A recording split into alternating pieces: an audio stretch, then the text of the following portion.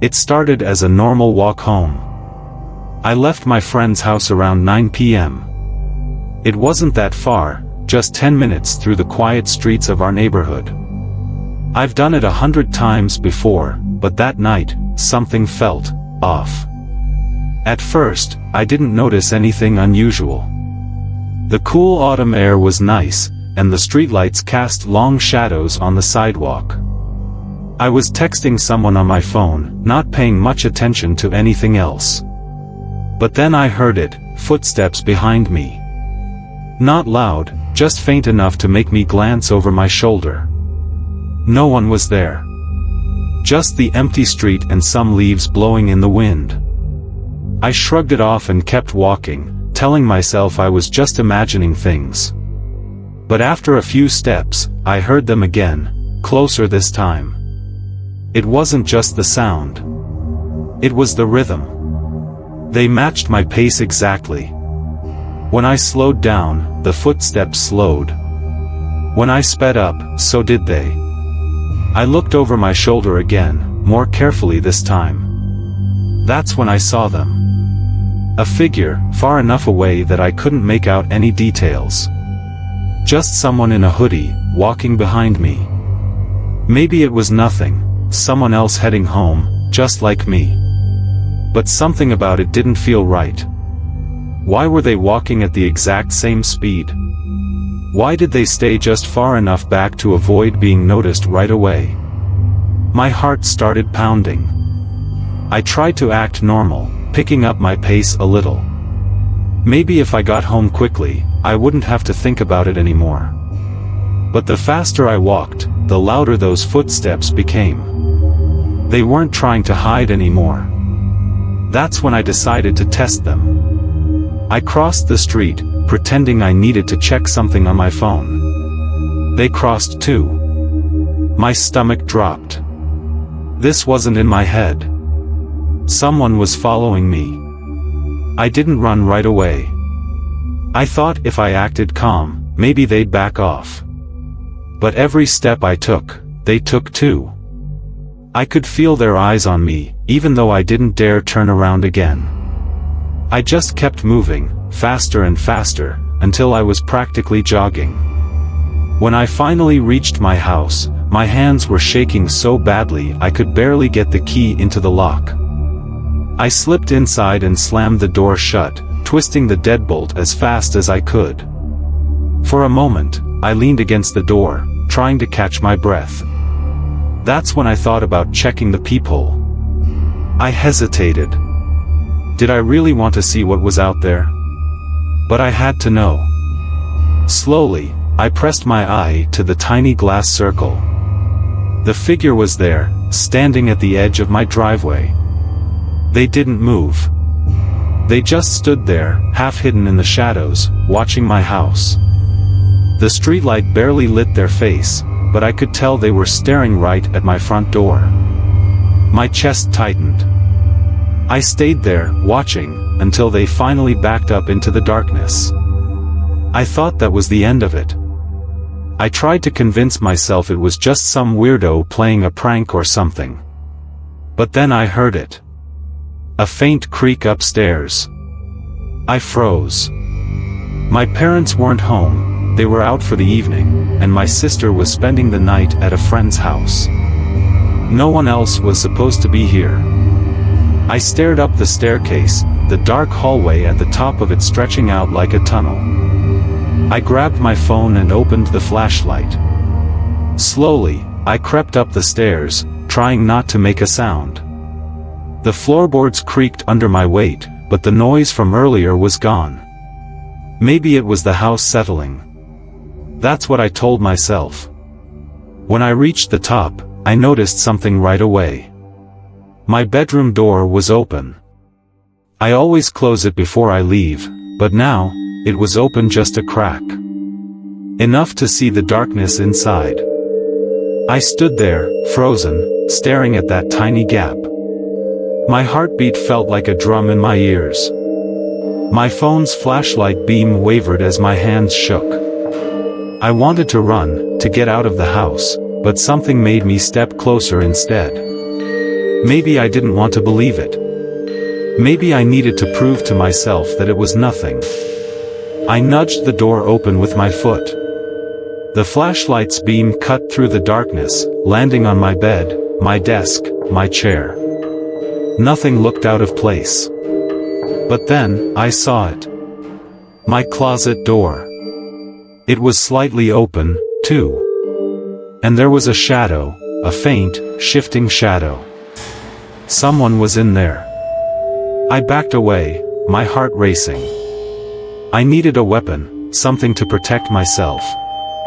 I ran to my brother's room and grabbed his old baseball bat.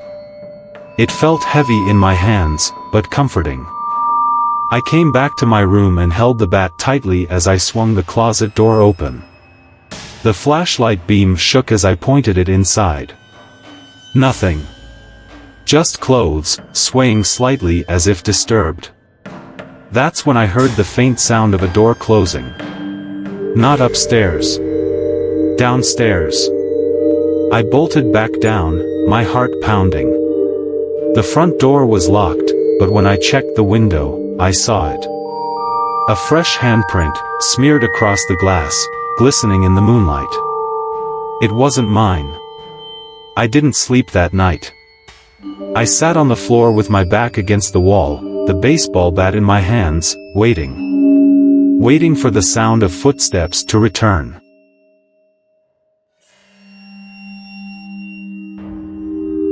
It all started with the rain. It was late, maybe close to midnight, and I was driving home from work. The rain was pounding so hard on the windshield, I could barely see the road in front of me.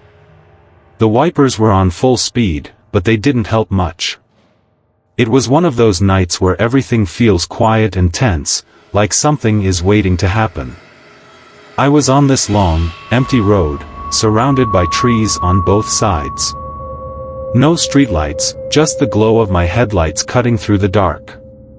I should have been focused on getting home, but something felt off. You know that feeling when someone's watching you? That's when I noticed the headlights in my rearview mirror. At first, I didn't think much of it. It was just another car, probably heading home like me. But then I realized it was too close, way closer than it needed to be on a night like this. The rain made the road slick, and no one in their right mind would tailgate in weather like this. I tried to brush it off, but the uneasiness crept in. I changed lanes, thinking they'd pass me. But they didn't. They stayed right behind me, matching my every move. That's when I really started paying attention. Was it just coincidence, or were they doing this on purpose? My stomach tightened. I tapped the brakes lightly to signal for them to back off, but they didn't. Instead, their headlights seemed brighter, like they were pushing closer. I told myself not to panic. Maybe they just didn't realize how close they were. Maybe it was nothing. But when I sped up, so did they. My heart was pounding now, louder than the rain slamming against the car. The road ahead felt like it stretched forever, endless and empty. I kept checking the rearview mirror, hoping they'd turn off at the next exit. But they didn't. I needed to test them, so I slowed down, like, really slowed down. Maybe they'd pass me if I made it clear I wasn't in a hurry. But they didn't pass. They slowed down too. That's when I knew. This wasn't random. They were following me. I tried to think of a plan. There wasn't much around, no gas stations, no stores, nothing. Just trees and darkness. My phone was dead, which felt like a cruel joke. I gripped the steering wheel tighter, my palms sweaty, trying to keep calm. The rain wasn't helping. It made everything harder to see, harder to think. Suddenly, their high beams flashed, flooding my car with blinding light. I flinched, swerving slightly before regaining control. My pulse was racing now. What did they want? Why were they doing this? I didn't have any answers, but I knew one thing: I had to get away. Up ahead, I saw an exit. It wasn't familiar, but I didn't care. I turned sharply, tires skidding a little on the wet road. My heart sank when I glanced in the mirror and saw their headlights follow me. I pushed the gas pedal harder, my car speeding down a narrower, darker road. The trees on both sides felt like walls closing in. The rain was relentless, making it harder to see. My headlights caught glimpses of the road ahead, puddles, slick asphalt, the occasional reflective sign.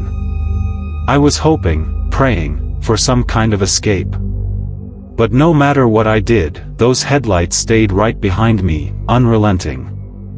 I spotted a turnoff, a small dirt road leading into the trees. It wasn't much, but it was my only chance to shake them. I swerved onto it, my tires kicking up mud and water. The car bounced over the uneven ground as I killed the headlights, plunging myself into darkness. I held my breath, listening. The rain was deafening, but I could still hear the faint hum of their engine. I watched through the side mirror as their car slowed at the entrance to the dirt road. For a second, I thought they'd give up and keep going. But then their headlights turned onto the dirt road, and my stomach dropped. They were still following me. I couldn't stay hidden. I had to move. I turned my headlights back on and gunned it, the car lurching forward as I tried to put distance between us. The trees blurred past, their shadows twisting in the light. My hands were shaking on the wheel, my knuckles white. The other car was still there, still chasing, its headlights burning into my rearview mirror like eyes. Then, just ahead, I saw it, a dead end. My brakes screeched as I skidded to a stop. The other car stopped too, maybe 20 feet behind me. For a moment, everything was still. The rain poured, the engines hummed, but neither of us moved. Their car door opened. My breath caught as I watched a figure step out, the rain soaking them instantly. They walked toward my car, slow and deliberate, holding something in their hand. I couldn't see what it was. My instinct screamed to lock the doors, but my hands wouldn't stop shaking. They didn't come to my window. Instead, they crouched down and placed something on the ground, a small, dark envelope. Then, just as slowly, they stood up, walked back to their car, and drove away. I sat there, frozen, staring at the envelope through the rain-streaked windshield. I don't know how long I sat there before I got out. My legs felt like jelly as I walked toward it, rain soaking me to the bone. I picked it up, my hands trembling. Inside was a single piece of paper with 4 words written in bold, black letters: "I'll see you again." The drive home was a blur. I kept checking the mirrors, half expecting those headlights to reappear. They didn't. But even now, on rainy nights, I can't help but glance behind me, just in case.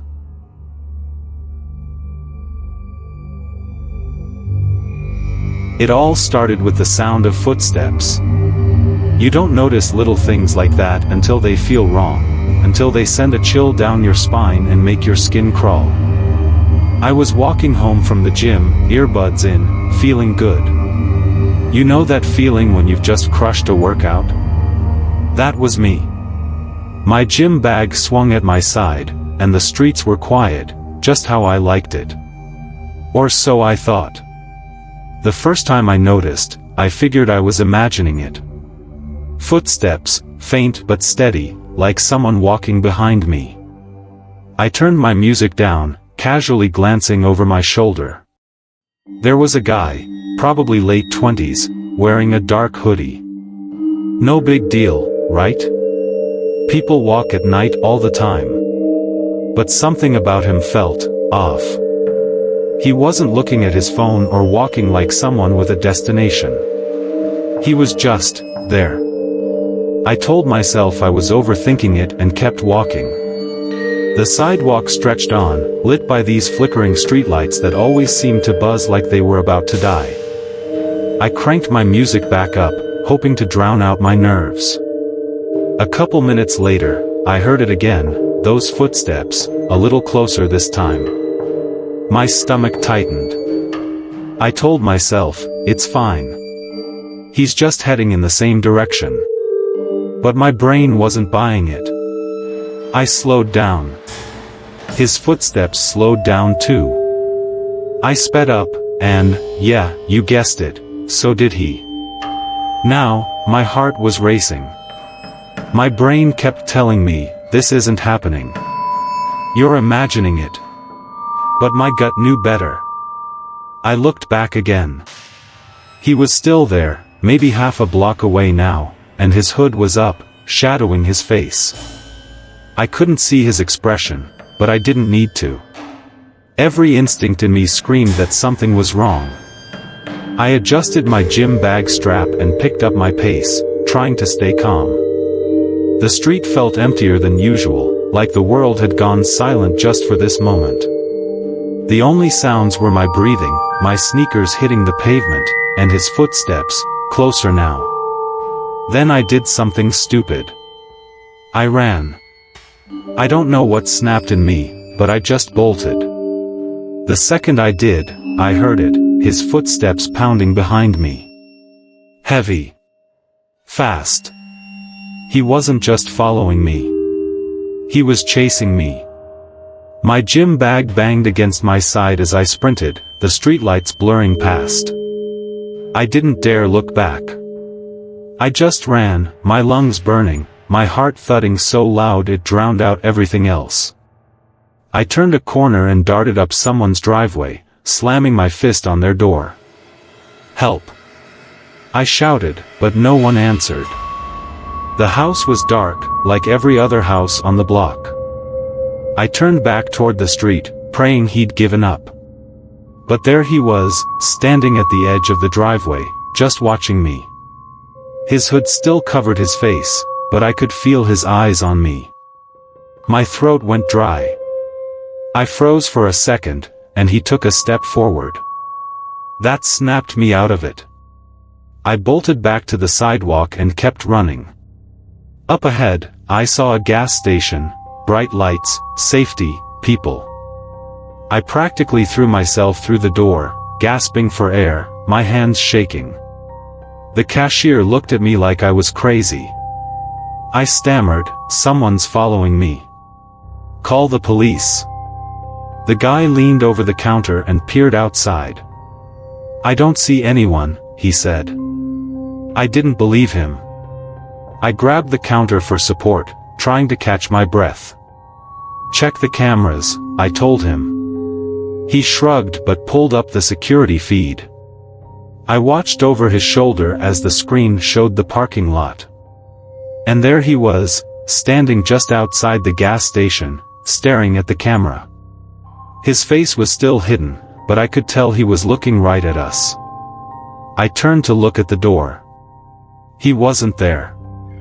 The parking lot was empty, just like the cashier said. But on the screen, he hadn't moved an inch. I could feel his eyes on me, even though he was nowhere to be seen.